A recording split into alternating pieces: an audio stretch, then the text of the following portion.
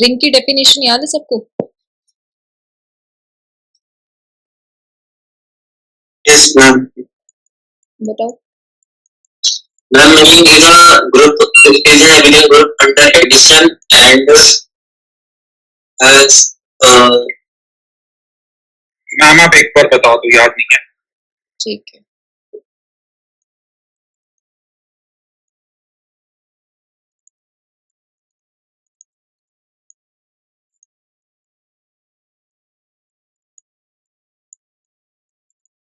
सो ring में क्या होता है? A ring R is a non-empty set with two binary operations. इसमें दो बाइनरी ऑपरेशंस होंगे। जैसे आप ग्रुप देखते थे तो उसमें एक ही आपका बाइनरी ऑपरेशन होता था। रिंग में आपके दो बाइनरी ऑपरेशंस होने वाले हैं। एक आपका एडिशन होगा denoted by a plus b and multiplication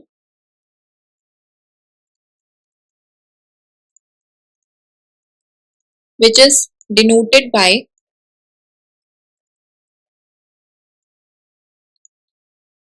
a into b such that for all a, b, c in R, first property commutative property under addition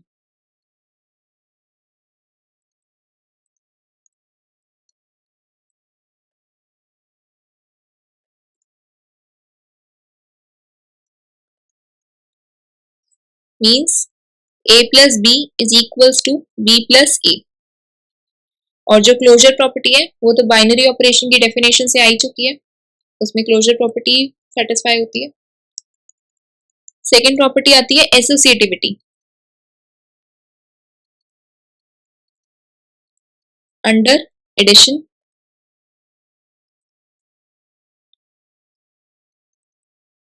means a plus b plus c is equals to a plus b plus c। पहले a plus b add करें फिर c add करें, या फिर पहले b plus c add करें और फिर उसको a के साथ ऐड करें। तो ये आपकी associative property. Third, existence of additive element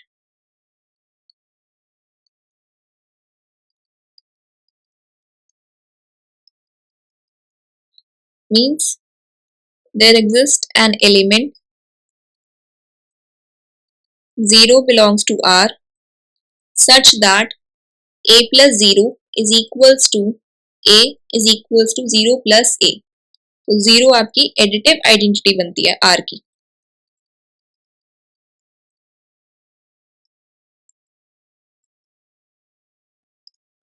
next आती है एडिटिव इनवर्स वाली property, existence of additive inverse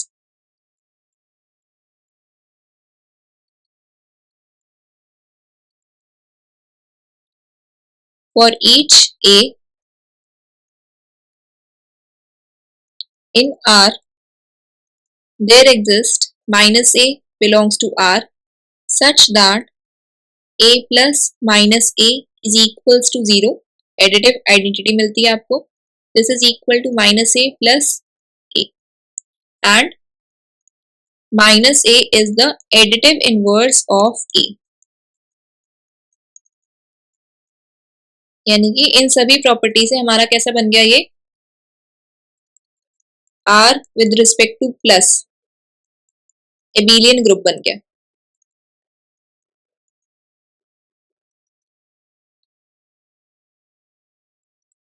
दो और एडिशनल प्रॉपर्टीज होंगी इसमें, एक आएगी associative property under multiplication sign.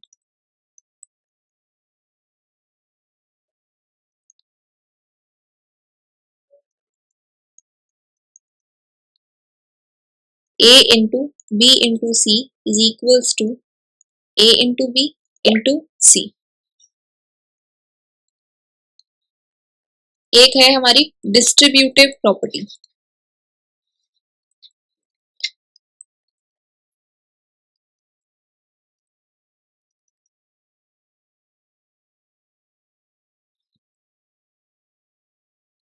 A into B plus C is equals to A into B plus A into C. तो जब ये प्रॉपर्टी हमारी सेटिस्फाई होती है, ये हमारी कैसी होगी, लेफ्ट डिस्ट्रीब्यूटिव लॉ। अब एक राइट डिस्ट्रीब्यूटिव लॉ भी, B plus C into A is equals to B into A plus C into A। तो जब ये सारी प्रॉपर्टी सेटिस्फाई होती है तो उसको हम रिंग कहते हैं। ठीक है, अब क्लियर है रिंग? दो तीन एग्जांपल्स भी देख लेते हैं रिंग के ताकि और क्लियर हो जाए। जैसे set of all integers forms a ring, set of all rationals, reals and complex numbers। ठीक, अब हम डेफिनेशन देखते हैं। अब हमने पढ़ना है यहाँ पे polynomial ring. So let R be a commutative ring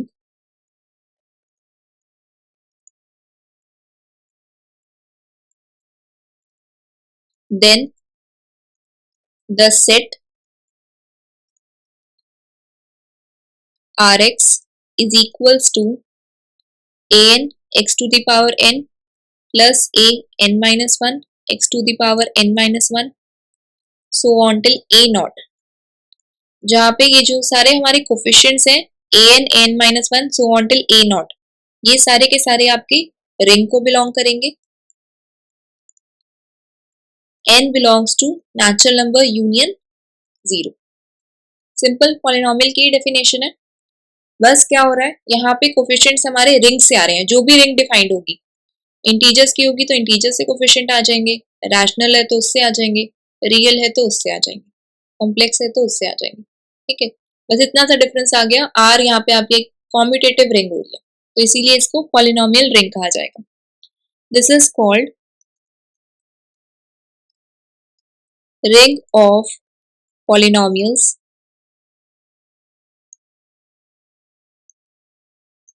over R in the indeterminate X। इस X को indeterminate कहा जाता है। Here X is an indeterminate। अब indeterminate का मतलब क्या है कि जिसकी वैल्यूज हम डिटरमाइन नहीं कर सकते। ये वेरिएबल नहीं है कि मैंने कुछ वैल्यू पुट करी और मैंने आंसर निकाल लिया। Here X is an indeterminate but not a variable।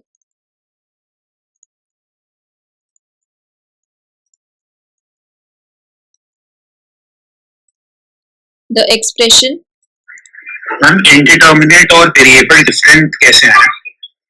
Variable में तो कुछ भी वैल्यू निकाल के वैल्यू डाल के आप आंसर निकाल सकते हैं। ये तो पॉलिनोमियल है ना, जैसे x square plus 2x plus 1, ये पॉलिनोमियल है। ये इनडिटर्मिनेट फॉर्म है, ये वेरिएबल नहीं है x यहाँ पे।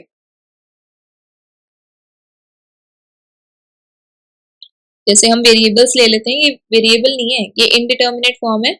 इसमें कोई भी वैल्यू पुट करके, मैंने क्या कहा, इनडिटर्मिनेट फॉर्म क्या है, whose values can't be determined। ये पॉलिनोमियल लिखा है, मैंने अगर यहाँ पे x की जगह 2 पुट कर दिया तो आपके पास एक वैल्यू आ जाएगी 4 प्लस 4 प्लस 1, दिस इज 9। अब वेरिएबल रहा है ये, तो मतलब मैम इसके जीरो से निकाल सकते हैं, मतलब x को यू सॉल्व, x की वैल्यू नहीं निकाल सकते। मतलब ऐसे कह सकते कि x की हाँ वैल्यू नहीं निकाल सकते, simple whose values can't be determined। okay? The expression an x to the power n plus an minus 1 x to the power n minus 1 so on till a naught, where each ai belongs to ring R, n belongs to natural number union 0, is called a polynomial over R। इसको कहा जाता है polynomial over ring R। in the indeterminate x.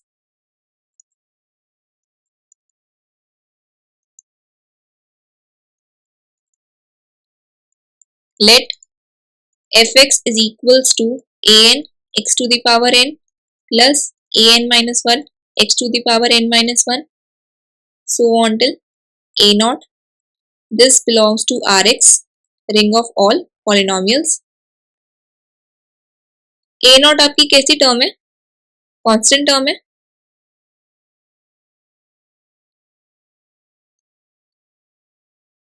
यहाँ पे leading term क्या है इस polynomial में, बताओ?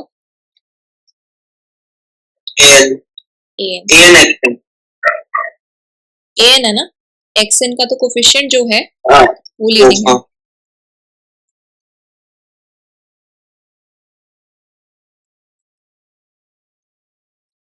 Polynomials of the form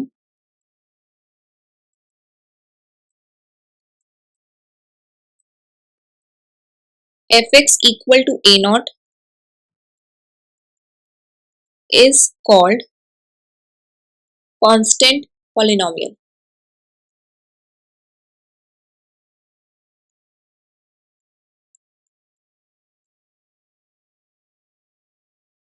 अब नेक्स्ट हम बात करते हैं डिग्री ऑफ पॉलिनोमियल की.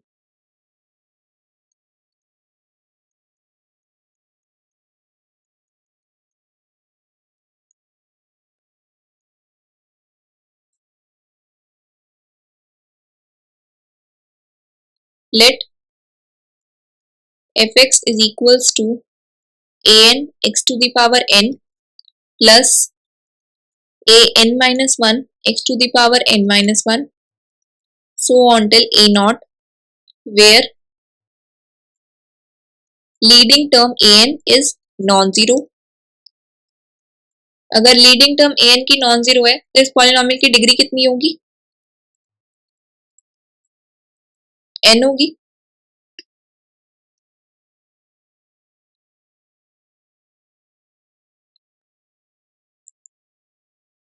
एक मैंने fx पॉलिनोमियल ले लिया, एक मैं ले लेती हूँ gx.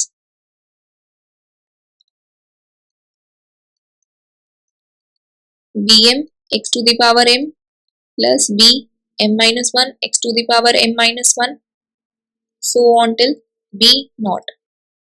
This be two polynomials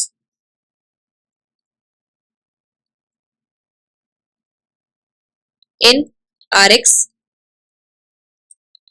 first हम बात करते हैं इक्वालिटी की कि दो पॉलिनोमियल्स इक्वल कब होंगे हमारे. Two polynomials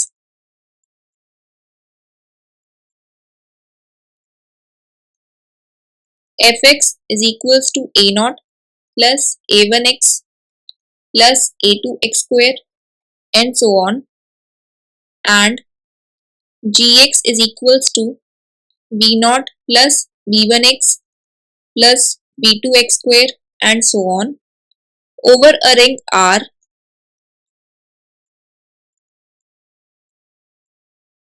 is said to be equal. मैं ये कह रही हूँ कि अगर fx इक्वल टू gx कब, ये देख के क्या लग रहा है ये कब इक्वल होंगे? ये दो पॉलिनोमियल्स कब इक्वल होंगे? कुछ आइडिया लग रहा है? जब इनके कोएफिशिएंट इक्वल होंगे. हाँ, जब इनके कोएफिशिएंट्स इक्वल होंगे means when only if ai is equals to bi for all I greater than equal to 0.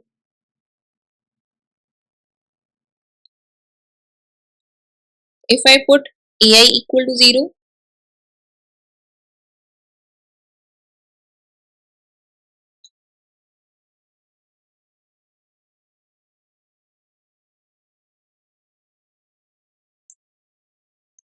अब एक और चीज देखते हैं. अगर हमारा i ग्रेटर देन n हो तो हमारे पास हम क्या करेंगे, हम पुट कर देंगे if I is greater than n then put ai equal to 0 and bi equal to 0 if I is greater than m. Ma'am ये वाली चीज समझ नहीं आई थोड़ी। अगर i = 0 हुआ, आई मतलब मैम यहाँ पे नंबर ऑफ जितने कोफिशिएंट है, मतलब ए आई, जैसे a0 हुआ, अगर i > n हुआ, वो ये कह रहा है कि अगर डिग्री से ज्यादा i आपका हो जाता है तो आप ai = 0 ही पुट करोगे ना। अगर i मतलब अगर डिग्री से बड़ा हो गया, अच्छा डिग्री से अगर ज्यादा कोफिशिएंट्स हो, हाँ, तो आपको मतलब जैसे मिसिंग टर्म्स होते हैं, हाँ, तो आपको ai = 0 ही पुट करना पड़ेगा, तभी ये दो पॉलिनोमियल आपके इक्वल हो पाएंगे ना, अदरवाइज इक्वल ही नहीं हो पाएंगे। अगर डिग्री से ज्यादा हो गया, क्योंकि पॉलिनोमियल की डिग्री n ही रहेगी, उससे ज्यादा नहीं हो सकती। मैम इसका ना एक छोटा सा एग्जांपल ले लेते हैं।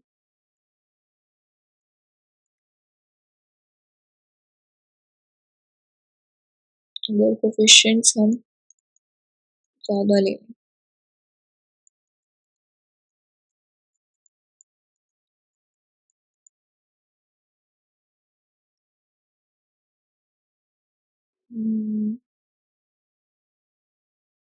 समझने के लिए, अब इसमें ये मत कहना कि 4 + 1 करके 5 बन जाएगा, सिर्फ अंडरस्टैंडिंग के लिए कि कोफिशिएंट डिग्री से ज्यादा बन गए हैं। कोफिशिएंट यहाँ पे आपके 4 बन गए और डिग्री कितनी थी 2, i > now what 2, सिर्फ अंडरस्टैंडिंग के लिए बताया, ऐसे मत सोचना कि अब मैं कह रही हूँ कि बाकी के = 0 करने हैं। वो जब कोई ऐसा पर्टिकुलर एग्जांपल आएगा तो उसके लिए वर्क करेंगे, अभी मेरे ध्यान में कोई नहीं आ रहा था, तो बस समझने के लिए कि जो हमारे डिग्री है अगर उससे ज्यादा कोफिशिएंट हो रहे हैं तो रिमेनिंग टर्म्स को 0 के इक्वल हमें पुट करना ही पड़ेगा,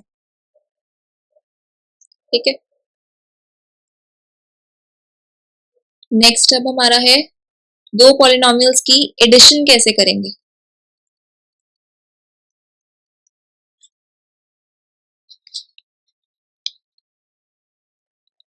fx plus gx, this is equal to as plus bs, अभी s बताती हूँ क्या है, x⁻s plus a s-1 plus b s-1 x⁻s-1 so on till a1 plus b1x plus a0 plus b0, जहां पे जो हमारा s है, this is the maximum of m and n, जो s है वो हमारा मैक्सिमम है m और n का।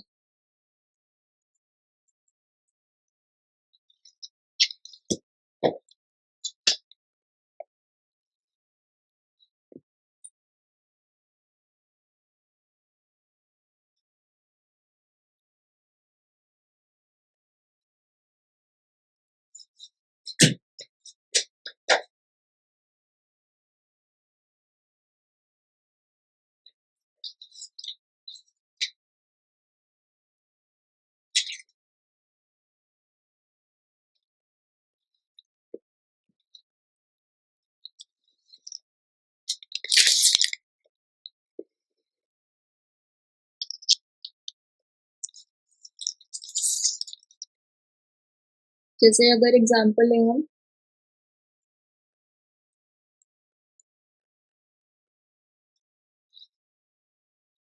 fx plus gx,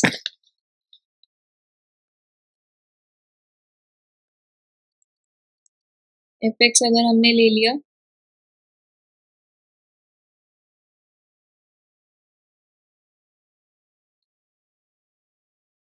2x³ plus x² plus 2x plus 2 और gx मैंने ले लिया 2x² plus 2x plus 1, ठीक है। और मैंने रिंग ली है z3x, ये वाली। अब z3 पता है क्या है, बताओ। 0 1 2 हाँ Z3 0 1 2 है। अगर हमारे पास कोई भी कोफिशिएंट हो, मान लो अगर मेरे पास 5 आ गया तो इसको क्या लिखा जाएगा Z3 में?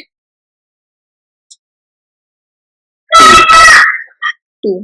3 से डिवाइड करके जो भी आपका रिमाइंडर आ रहा है वो, इसको कहा जाता है मॉडलो 3 पे देखना। तो अब अगर यहाँ पे मैं fx प्लस gx निकालू, यहाँ पे क्या है, s is maximum of m and n, m is 3, n is 2, यानी कि s आपका हो जाएगा मैक्सिमम ऑफ 3 एंड 2 मीन्स 3। अब हम निकालते हैं fx प्लस gx, ठीक है,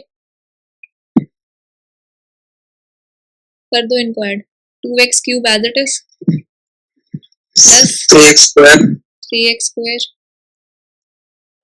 plus 2x plus 3 4x आएगा ना, sorry 4x प्लस 3, और रिंग मैंने क्या दी हुई है Z3 के ऊपर, तो ये आपका क्या बनेगा, ये तो as it is 2x cube plus square 0 0x square plus x, x plus 0, ठीक है, तो 2x क्यूब प्लस x, ये तो मैंने वैसे ही फाइंड करके दिखाया है, ना भी दिखाती तो भी आपकी यही आनी थी। जो रिंग डिफाइंड है उसके अकॉर्डिंगली चलेंगे, ऐसा नहीं है कि इसको यहीं पे छोड़ देना है, रिंग को ध्यान से ऑब्जर्व करना है कि क्या दी हुई है। Z4 दी होती तो उसके अकॉर्डिंगली चलते हैं। अब इसका मल्टीप्लिकेशन भी देखते हैं कैसे करेंगे। अभी मैंने सिर्फ एडिशन बताया ना, पहले मल्टीप्लिकेशन बताती हूँ फिर इसका करके देखेंगे क्या आता है। और इसमें भी same concept, ai is 0 if I is greater than n and bi is 0 if I is greater than m।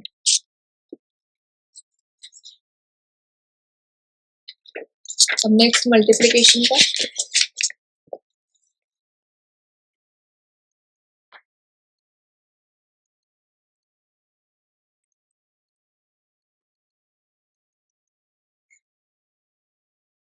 fx into gx, this is equal to c m plus n x to the power m plus n plus c m plus n minus 1 x to the power m plus n minus 1 so on till c1x plus c0, where ck is equals to ak into v0 plus ak minus 1 into b1 so on till a1 b k minus 1 plus a0 b k for k is equals to 0 so on till m plus m। अगर आपके पास दो polynomials होंगे k equal to 0 करके देखो, a0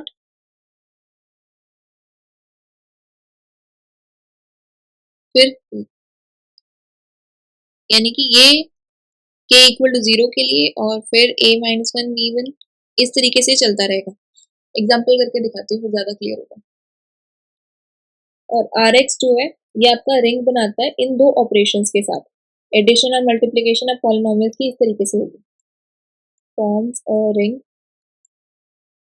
with respect to these two operations.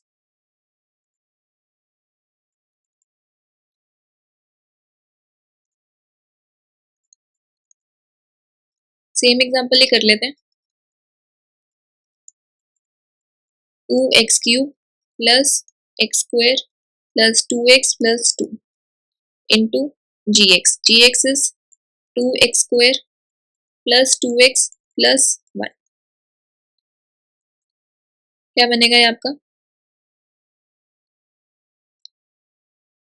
4x to the power 5 plus 4x to the power 4 plus 2x cube plus 2x to the power 4 plus 2x cube plus x square plus 4x cube plus 4x square plus 2x plus 4x square plus 4x plus 2। Ma'am ये कैसा है? ये simple multiply करो brackets को, 2x cube को multiply करोगे 2x square के साथ, फिर 2x क्यूब को मल्टीप्लाई करोगे 2x के साथ, फिर 2x क्यूब को मल्टीप्लाई करोगे 1 के साथ, ठीक है। 4x टू द पावर 5, फिर x टू द पावर 4 वाली टर्म्स कलेक्ट करो, एक ये है, एक ये है आपके पास, यही दो है। 6x टू द पावर 4, अब क्यूब वाली, ये वाली, ये वाली, 2 + 2 4, 4 + 4 8, प्लस x स्क्वायर वाली, एक ये वाली, 1 + 4 5, 5 + 4 9, प्लस 6x प्लस 2, ये वाली, और फिर लास्ट में ये। ओवर Z3 क्या बनेगा बताओ? x5 plus 0 x4 plus 2x cube 2x cube ठीक है, plus 0x square plus 0x plus 2 ठीक है। x to the power 5 plus 2x cube plus 2। अब यहाँ पे देखो, मल्टीप्लिकेशन में जो डिग्री बनती है वो ऐड करके बन जाती है। fx की डिग्री क्या थी 3, gx की डिग्री थी 2, तो fx इंटू gx की डिग्री बन गई 5, ठीक है। अब कुछ रिमार्क्स देखते हैं। मैम अगर ये Z3 में ना होता तो हम इसको एज इट इज ऊपर वाले फॉर्म में छोड़ देते। हाँ, अगर सिंपल रियल नंबर्स की रिंग होती या इंटीजर्स की होती तो ऐसे ही छोड़ देते। Okay. Remarks, degree of a zero polynomial is not defined.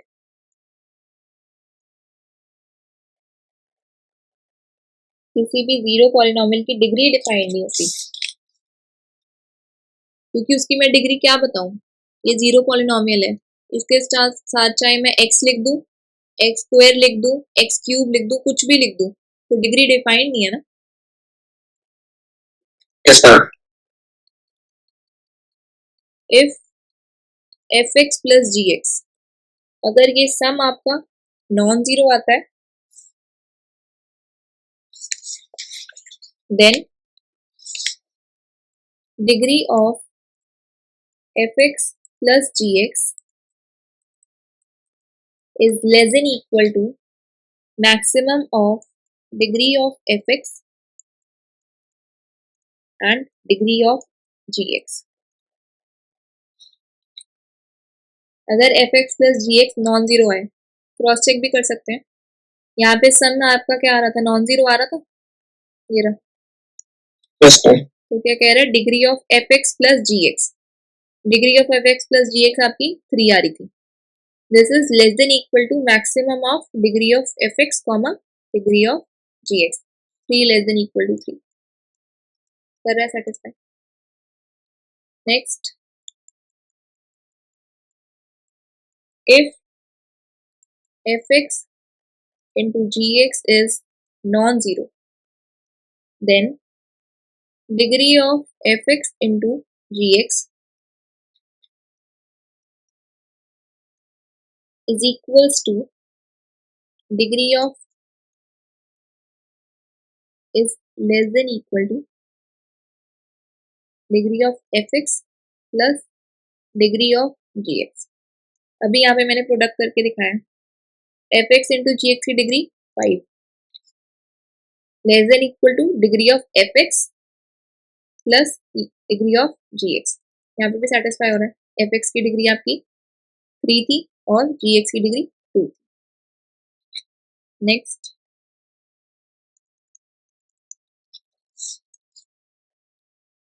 ये वाला जो है ये क्वेश्चन 16 है एक्सरसाइज का, इसका सोल्यूशन भी करेंगे अभी। If R is an integral domain,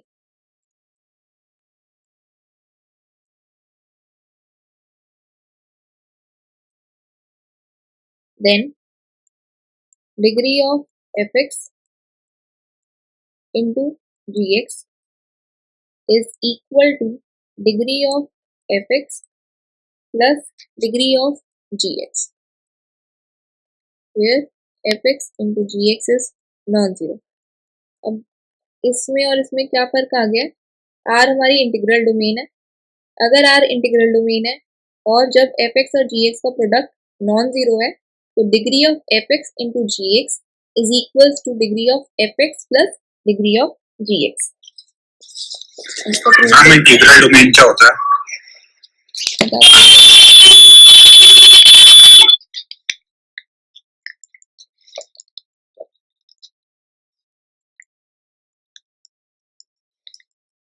अब इंटीग्रल डोमेन से पहले जीरो डिवाइजर पता होना चाहिए. जीरो डिवाइजर याद है? No ma'am. पहले जीरो डिवाइजर देखते हैं फिर इंटीग्रल डोमेन.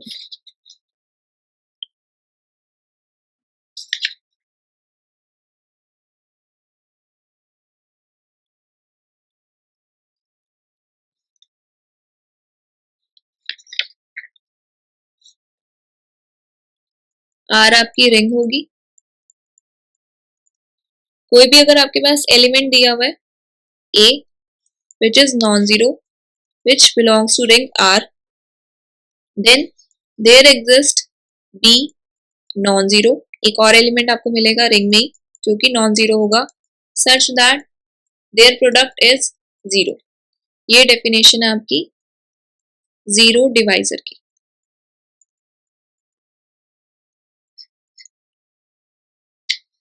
अब इंटीग्रल डोमेन क्या होगा? जिसके पास ये जीरो डिवाइजर ना हो. Does not contain zero divisors.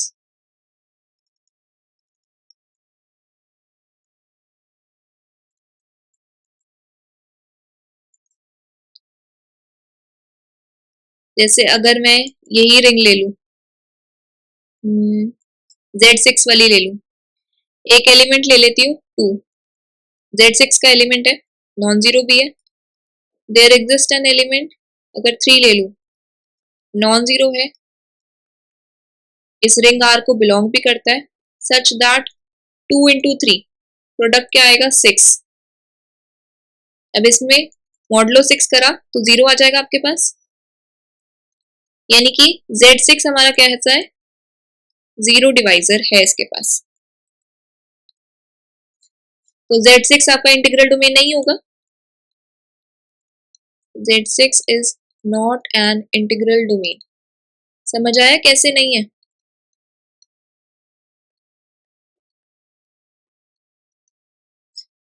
बताओ, क्लियर हुआ? जीरो डिवाइजर और फिर इंटीग्रल डोमेन. मतलब मैम कोई भी ऐसे दो एलिमेंट एग्जिस्ट नहीं करते जिनको अगर मल्टीप्लाई कर दो और उनका प्रोडक्ट जीरो आ जाए. हाँ. इंटीग्रल डोमेन वही होता है ना, अगर रिंग के अंदर कोई भी ऐसे दो एलिमेंट एग्जिस्ट ना करते हो जिनको मल्टीप्लाई करने पे जीरो आ जाए. हाँ. तो जो कि खुद नॉन जीरो है. हाँ, तो एक जैसे ये तो Z6 बताया मैंने, तो ZP जो होता है ना, जिसमें P प्राइम होता है, वो आपका इंटीग्रल डोमेन हमेशा बनता है.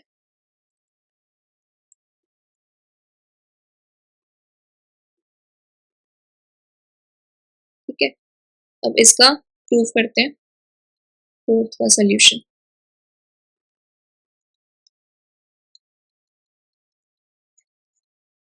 Exercise question 16.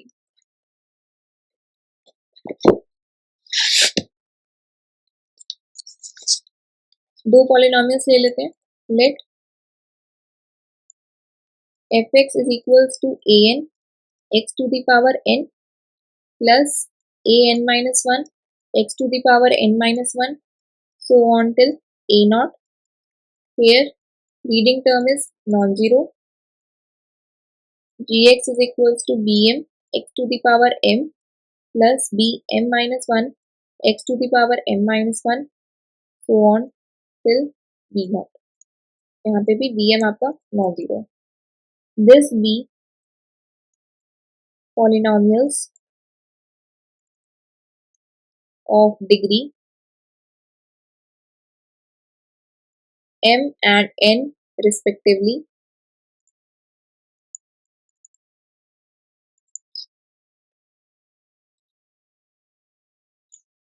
एक से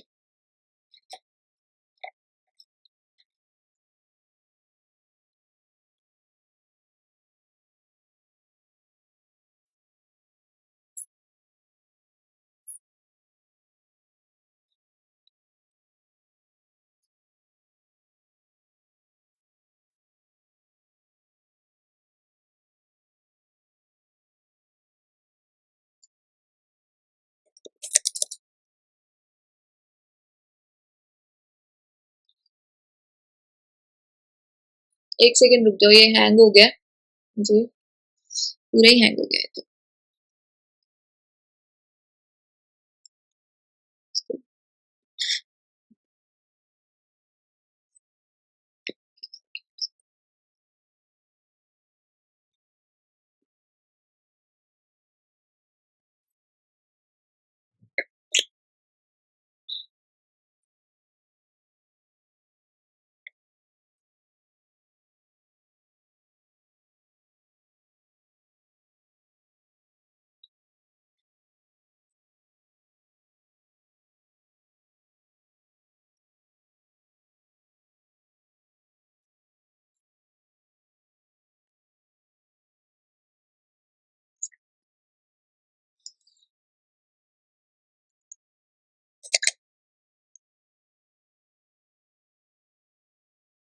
दो पॉलिनोमियल से f x is equals to a n x to the power n plus a n minus one x to the power n minus one so on till a not.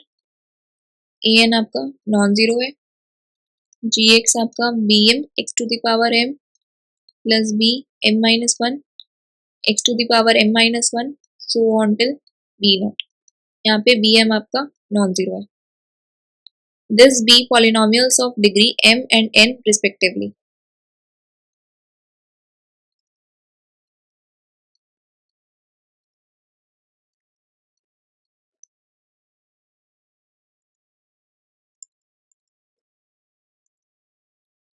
अब इनका product देखना है ना, result क्या था, degree of f x into g x is equals to degree of f x plus degree of g x.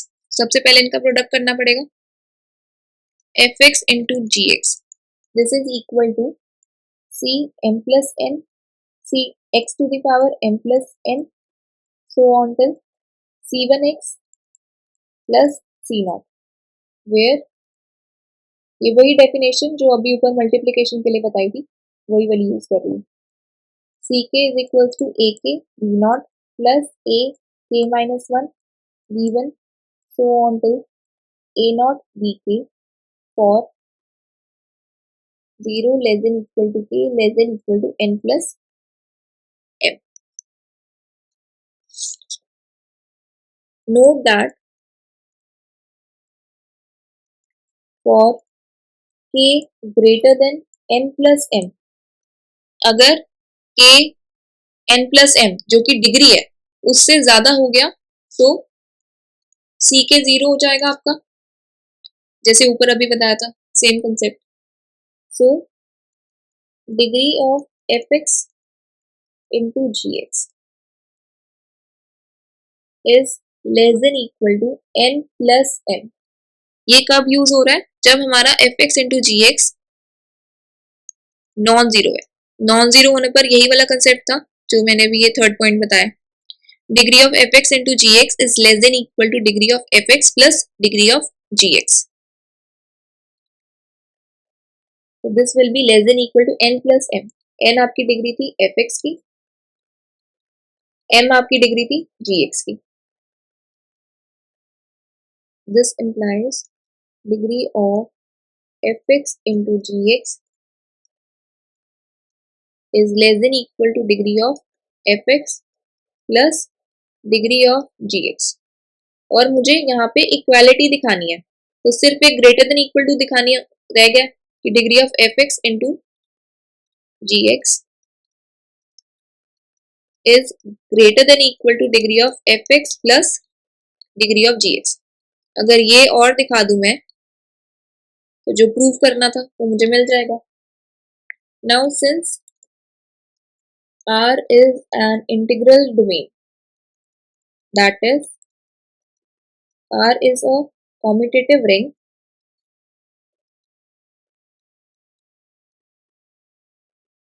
with unity and without zero divisors.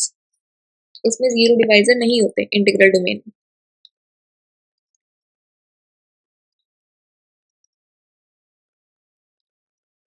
And leading term a n आपकी non zero, b m भी non zero, दोनों ring R को belong करते हैं. अब अगर zero divisor नहीं है तो इसका मतलब क्या है कि a n into b m is not equal to zero. Equal to zero हो जाता तो जीरो डिवाइजर हो जाता, लेकिन गिवन है कि आर आपका इंटीग्रल डोमेन है तो इसमें जीरो डिवाइजर होंगे नहीं. अब अगर ए एन इंटू बी एम आपका नॉन जीरो है और सी एम प्लस एन ये आपका क्या था, a n plus m b nought plus a n plus m minus one. मैंने क्या करा, के की जगह पर एन प्लस एम पुट कर दिया. यही था ना, देखो सी के यहाँ के की जगह पर एम प्लस एन मैंने पुट कर दिया.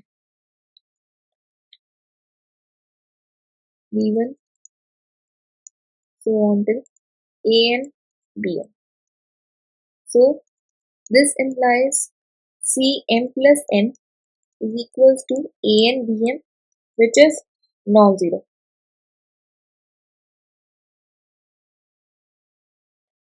So हमें क्या मिल गया, degree of fx into g x.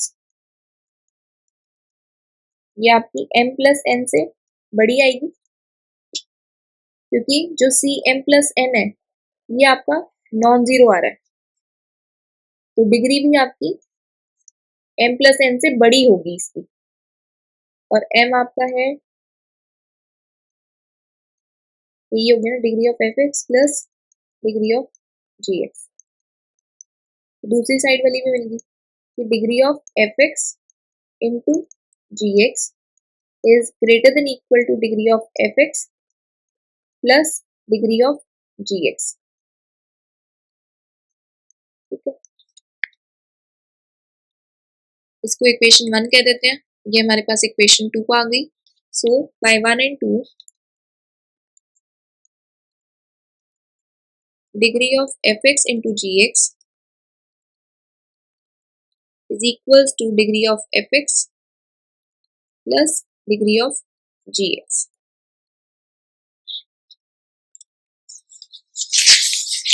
अब आगे कुछ ऑब्जर्वेशंस देखते हैं.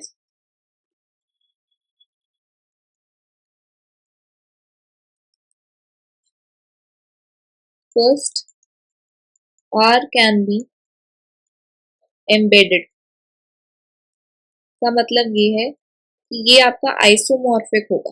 एम्बेडेड का मतलब आइसोमॉर्फिक. आइसोमॉर्फिक की डेफिनेशन पता है ना? Yes, ma'am. One onto well-defined and homomorphism. Yes, but ma'am ये किसके साथ आइसोमॉर्फिक? In are x. जो रिंग आर है वो आपकी आइसोमॉर्फिक होगी, आर एक्स के अंदर होगी. अब हम ये देखते हैं कि मैप कैसे डिफाइन होगा. इसमें हम मैप डिफाइन करेंगे phi mapping from ring R to R x. किस तरीके से डिफाइन करेंगे, रिंग में से तो हमारे एलिमेंट्स आएंगे, जैसे अगर फाई ए लिखा, अब इसको मैं पॉलिनोमियल फॉर्म में एक्सप्रेस कर सकती हूँ, a plus zero into x square and so on. ऐसे समझ लो एक कांस्टेंट पॉलिनोमियल ही हो गया आपका ये. अब ये फाई ए इक्वल टू ए, ये 1 1 भी होगा, बताओ 1 1 होगा ना. यहाँ से अगर मैंने कोई भी एलिमेंट लिया है तो मुझे उसकी एक ही इमेज मिलेगी ना. मैं अगर अलग अलग एलिमेंट्स लूंगी, जैसे अगर मैंने 1 लिया तो 5 1 1 मिला, 2 लिया तो 2 लिया, तो आपको डिफरेंट एलिमेंट्स की डिफरेंट इमेजेस मिल रही है, तो ये 1 1 होगा. So phi is 1 1 ring homomorphism.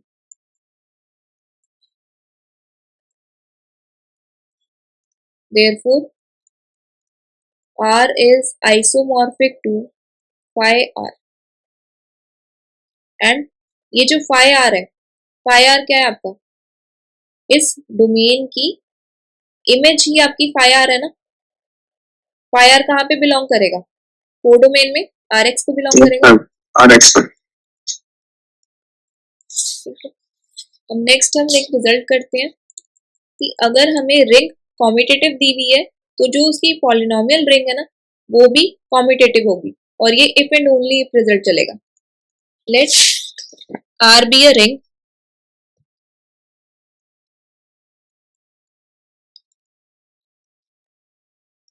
R is commutative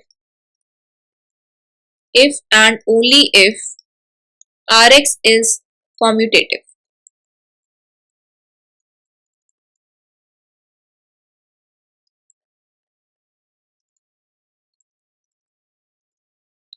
Proof first part, पहले हम मान के चलेंगे कि रिंग R हमारी कॉम्यूटेटिव है।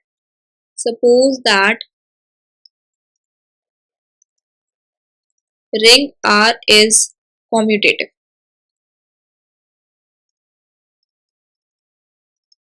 शो क्या करना है कि पॉलिनोमियल रिंग कॉम्यूटेटिव आएगी।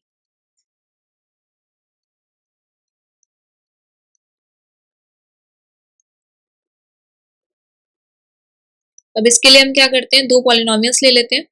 Late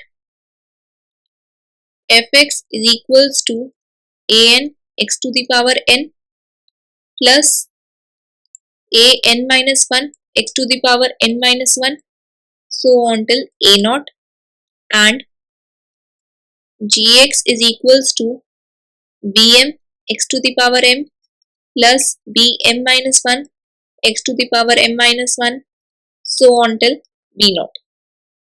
This be two polynomials of degree n and m respectively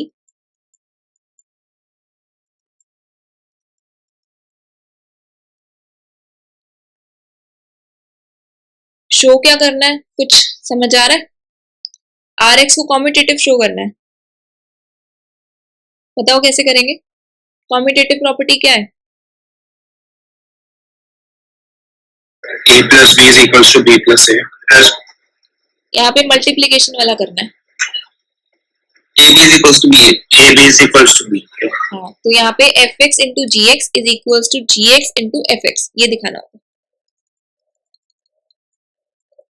पर मैम इसमें मल्टीप्लिकेशन के साथ अच्छा कॉम्यूटेटिव रिंग होती है। G x into f x, f x into g x देखो क्या आएगा, this is c m plus n x to the power m plus n so on till c one x plus c nought g x into f x, ये आपका क्या आ जाएगा, d m plus n x to the power m plus n so on till d one x plus d nought where ck is equals to ak b naught plus ak minus 1 b1 so on till a naught bk. 0 is less than equal to k less than equal to m plus n। अब ये बताओ dk लिखूं तो क्या होगा, सिर्फ और सिर्फ a को b से रिप्लेस कर दो, b को a से रिप्लेस कर दो। समझ आ रहा है कैसे, fx इंटू जी एक्स था तो ck हमारा बना ak इंटू बी नॉट, क्योंकि यहाँ पे ये है ना an इंटू बी एम, इस तरीके से है।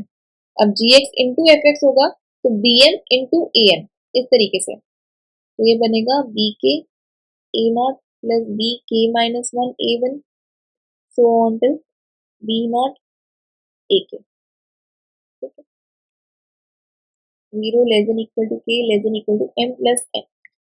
अब क्या करते हैं, हम कंसीडर करते हैं सी के को।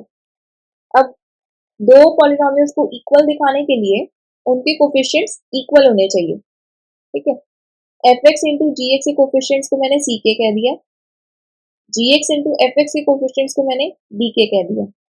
अब दो पॉलिनोमियल्स को इक्वल दिखाना है, यानी कि इनके कोफिशिएंट्स इक्वल दिखाने पड़ेंगे।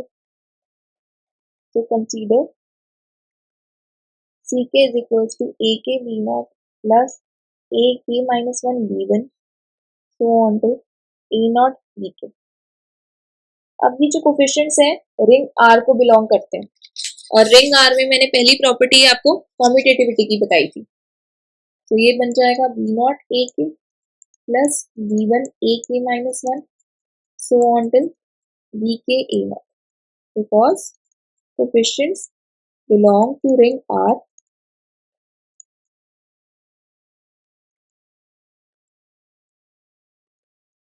and ring R is given to be commutative.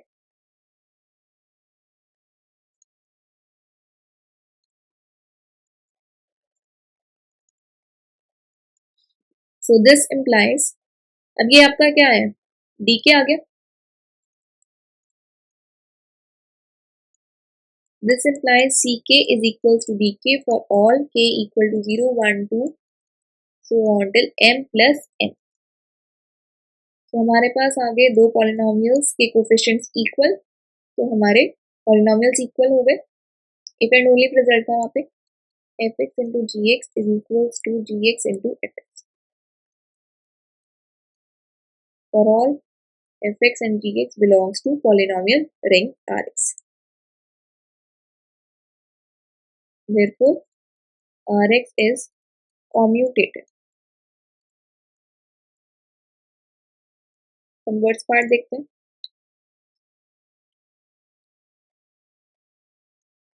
अब कन्वर्स पार्ट में हम सपोज करके चलेंगे कि Rx आपका कॉम्यूटेटिव है।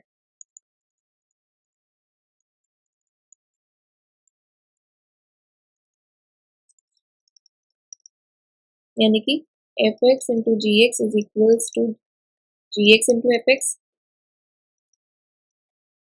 for all fx comma gx belongs to Rx। Show क्या करना है कि R कॉम्यूटेटिव है। So let a comma b belongs to ring R, then I need to show that AB is equals to BA।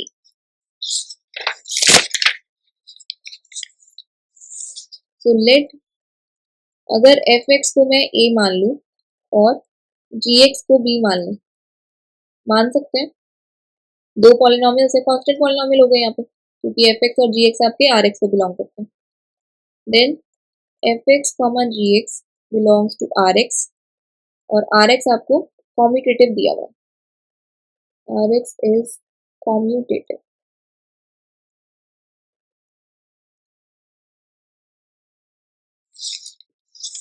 So fx into gx is equals to gx into fx। ये आपके पास है क्योंकि Rx commutative है। fx आपका क्या है a, gx is b, this is b, this is a, और ये कंडीशन आपकी कॉम्यूटेटिविटी की है। सो रिंग R आपके पास कैसी आ गई, कॉम्यूटेटिव।